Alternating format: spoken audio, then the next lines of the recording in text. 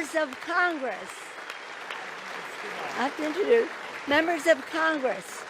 I have the high privilege and the distinct honor of presenting to you His Excellency Volodymyr Zelenskyy, President of the Ukraine.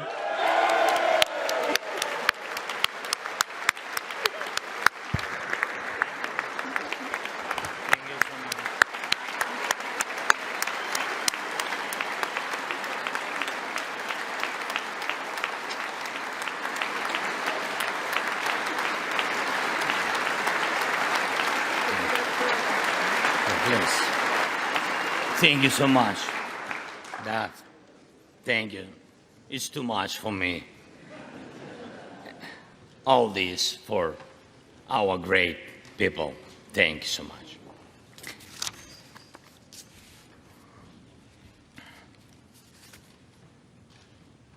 Dear Americans, in all states, cities, and communities, all those who value freedom and justice, who cherish it as strongly as we Ukrainians, in all our cities, in each and every family, I hope my words of respect and gratitude resonate in each American heart.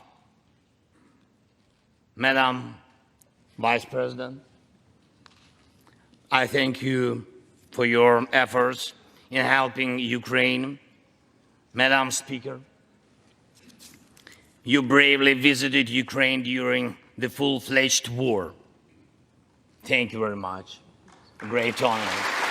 Thank you.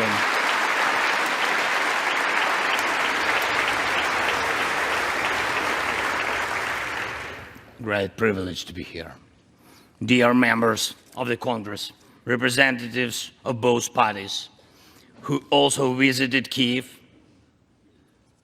esteemed congressmen and senators from both parties who will visit Ukraine, I'm sure, in the future. Dear representatives of diaspora,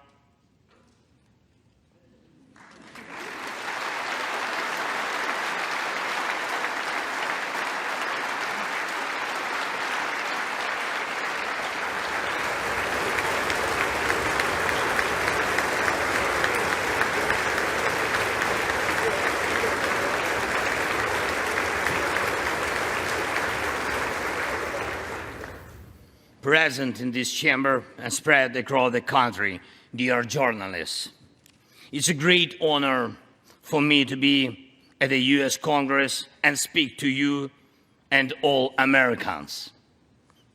Against all odds and doom and gloom scenarios, Ukraine didn't fall. Ukraine is alive and kicking.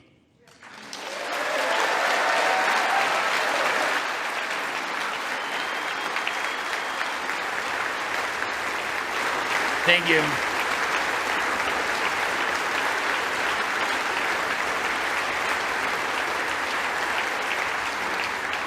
And it gives me good reason to share with you our first joint victory. We defeated Russia in the battle for minds of the world. We have no fear, nor should anyone in the world have it. Ukraine's gained this victory, and it gives us courage, which inspires the entire world. Americans gained this victory, and that's why you have succeeded in uniting the global community to protect freedom and international law. Europeans gained this victory, and that's why Europe is now stronger and more independent than ever. The Russian tyranny has lost control over us.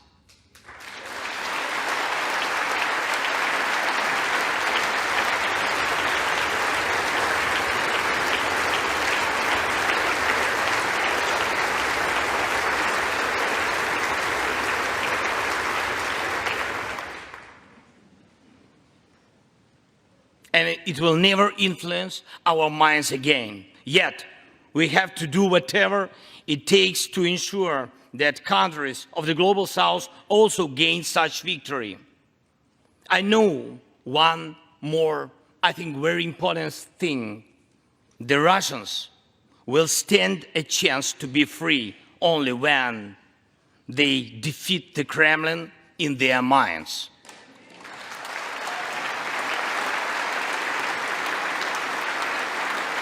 Yet, the battle continues, and we have to defeat the Kremlin on the battlefield. Yes, this battle is not only for the territory, for this or another part of Europe. The battle is not only for life, freedom and security of Ukrainians or any other nation which Russia attempts to conquer.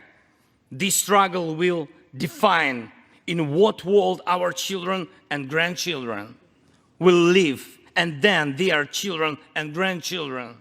It will define whether it will be a democracy of Ukrainians and for Americans for all. This battle cannot be frozen or postponed. It cannot be ignored, hoping that the ocean or something else will provide a protection. From the United States to China, from Europe to Latin America, and from Africa to Australia, the world is too interconnected and interdependent to allow someone to stay aside and at the same time to feel safe when such a battle continues. Our two nations are allies in this battle. And next year will be a turning point. I know it, the point when Ukrainian courage and American resolve must guarantee the future of our common freedom, the freedom of people who stand for their values.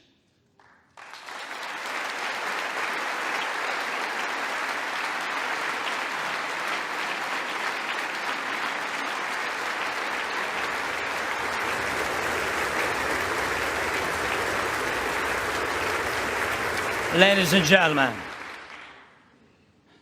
gentlemen, Americans, yesterday before coming here to Washington, D.C., I was at the front line in our Bakhmut, in our stronghold in the east of Ukraine, in the Donbass. The Russian military and mercenaries have been attacking Bakhmut non-stop since May. They have been attacking it day and night, but Bakhmut stands.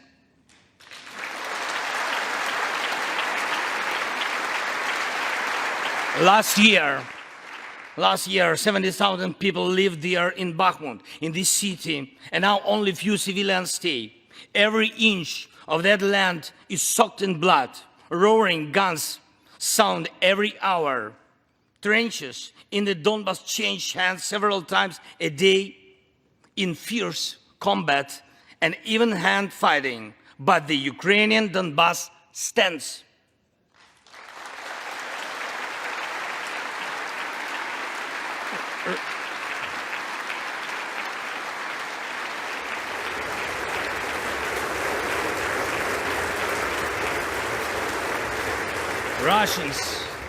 Russians use everything they have against Bakhmut and our beautiful cities. The occupiers have a significant advantage in artillery. They have an advantage in ammunition. They have much more missiles and planes than we ever had. And it's true, but our defense forces stand.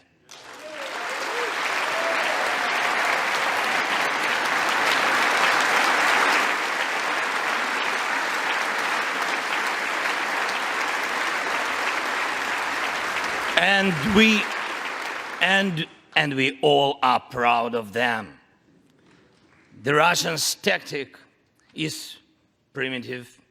They burn down and destroy everything they see. They send thugs to the front lines. They send convicts to the war. They threw everything against us, similar to the other tyranny, which is in the Battle of the Bulge. Threw everything it had against the free world, just like the brave American soldiers, which held their lines and fought back Hitler's forces during the Christmas of 1944. Brave Ukrainian soldiers are doing the same to Putin's forces this Christmas.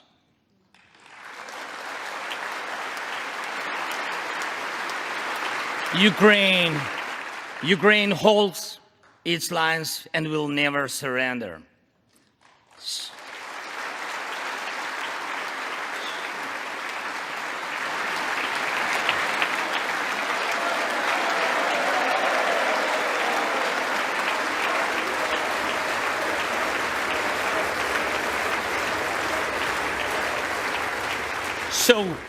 So here is the front line.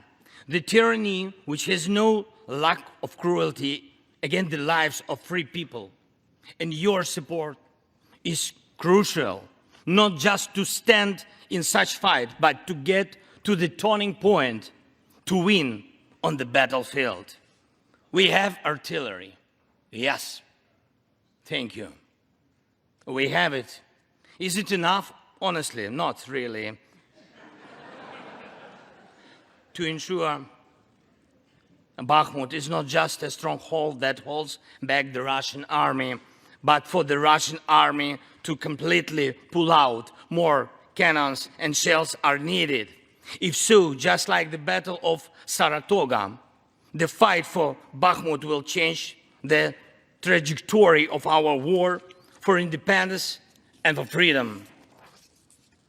If your patriots stop the Russian terror against our cities, it will let Ukrainian patriots work to the full to defend our freedom.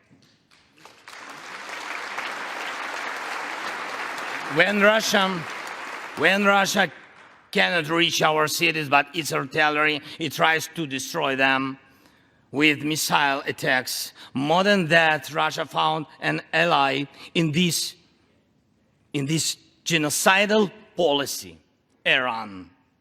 Iranian deadly drones sent to Russia in hundreds became a threat to our critical infrastructure. That is how one terrorist has found the other. It is just a matter of time when they will strike against your other allies. If we do not stop them now, we must do it.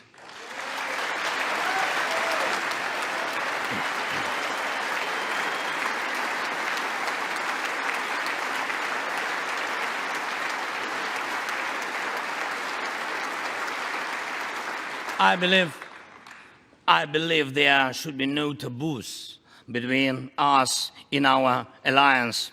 Ukraine never asked the American soldiers to fight on our land instead of us. I assure you that Ukrainian soldiers can perfectly operate American tanks and planes themselves.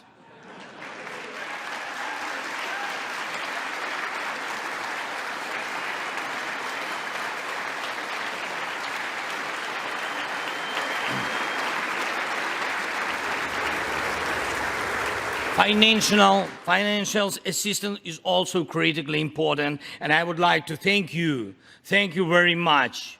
Thank you for both financial packages you have already provided us with and the ones you may be willing to decide on. Your money is not charity. It's an investment in the global security and democracy that we handle in the most responsible way.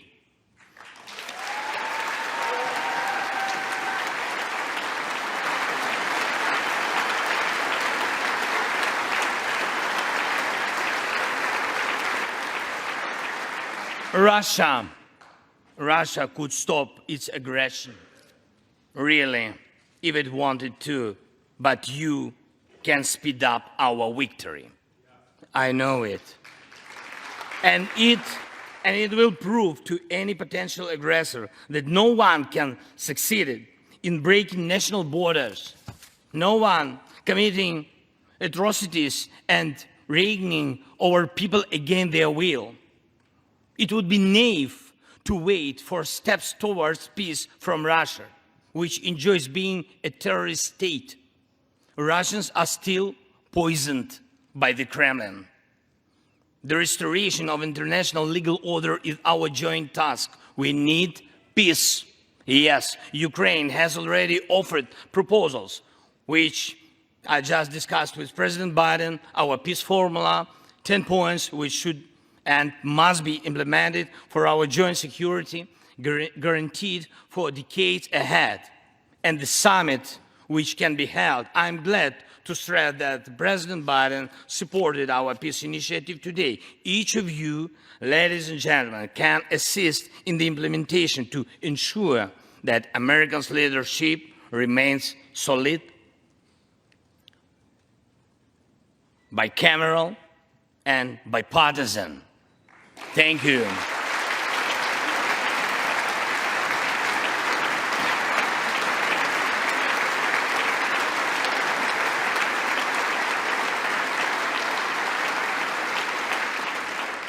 You can strengthen sanctions to make Russia feel how ruinous its aggression truly is.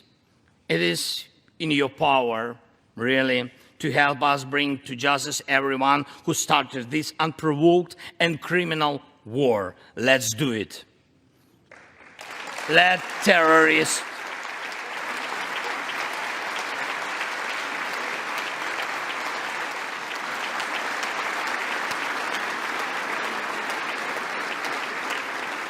let the terrorist state be held responsible for its terror and aggression and compensate all losses done by this war. Let the world see that the United States are here. Ladies and gentlemen, Americans, in 2 days, we will celebrate Christmas, maybe candlelit. Not because it's more romantic, no, but because there will be no electricity. Millions won't have neither heating nor running water. All of these will be the result of Russian missile and drone attacks on our energy infrastructure. But we do not complain. We do not judge and compare whose life is easier. Your well-being is the product of your national security, the result of your struggle for independence and your many victories. We, Ukrainians, will also go through our war of independence and freedom with dignity and success.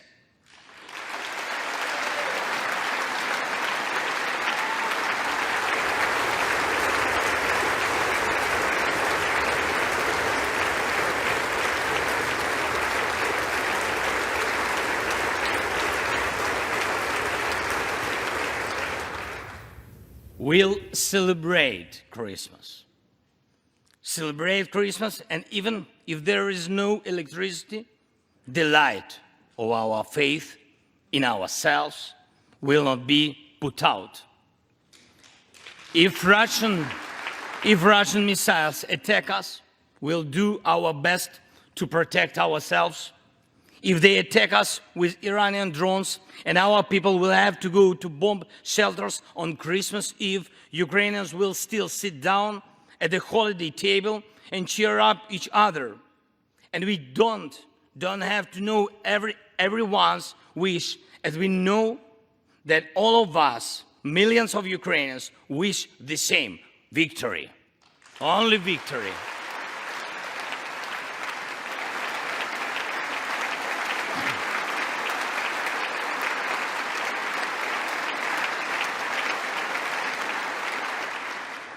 We already built strong Ukraine with strong people, strong army, strong institutions together with you. We developed strong security guarantees for our country and for entire Europe and the world together with you. And also together with you, we'll put in place everyone who will defy freedom. Put in. This will be the basis to protect democracy in Europe and the world over. Now, on the special Christmas time, I want to thank you, all of you. I thank every American family which cherishes the warmth of its home and wishes the same warmth to other people. I thank President Biden and both parties at the Senate and the House for your invaluable assistance. I thank your cities and your citizens who supported Ukraine this year, who hosted our Ukrainians, our people, who waved our national flags, who acted to help us. Thank you all, from everyone who is now at the front line, from everyone who is evading victory. Standing here today, I recall the words of the President Franklin Delano Roosevelt, which are, I think, so good for this moment. The American people, in their righteous might, will win through to absolute victory. The Ukrainian people will win too, absolutely.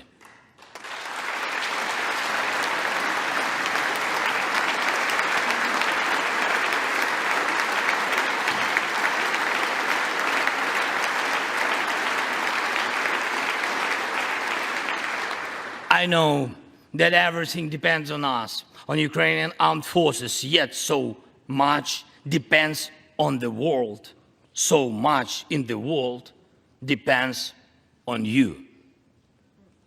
When I was in Bakhmut yesterday, our heroes gave me the flag, the battle flag, the flag of those who defend Ukraine, Europe, and the world at the cost of their lives. They asked me to bring this flag to you, to the US Congress, to members of the House of Representatives and senators whose decisions can save millions of people. So let these decisions be taken. Let this flag stay with you, ladies and gentlemen. This flag is a symbol of our victory. In this war, we stand, we fight, and we will win because we are united, Ukraine, America, and the entire free world.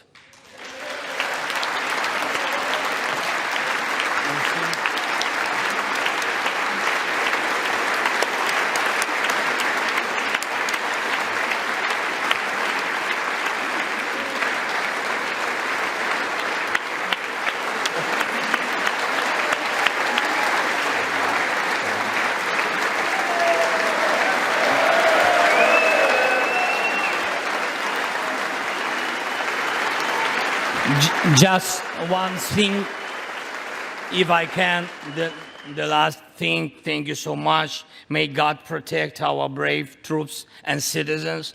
May God forever bless the United States of America. Merry Christmas and happy, victorious New Year. Slava Ukraini!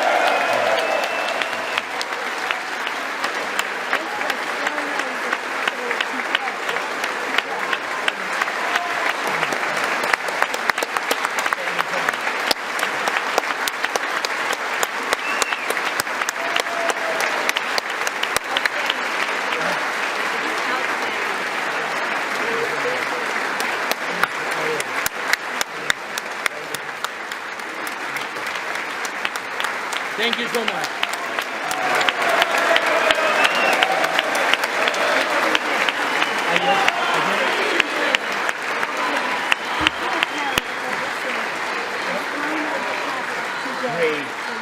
Great. To me.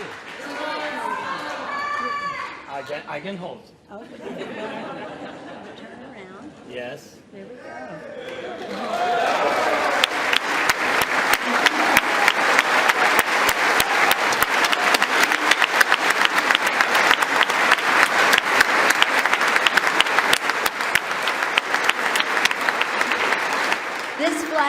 flown over the Capitol today in honor of the President's visit. Thank you so much. I will take it. I can go. All the best.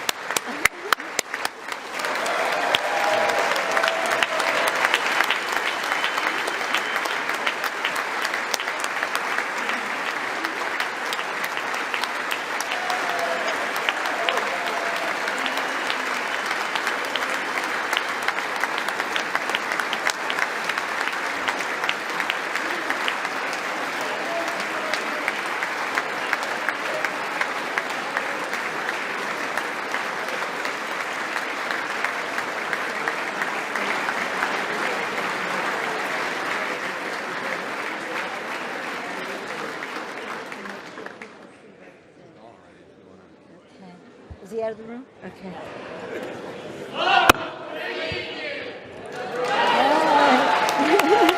The purpose of the joint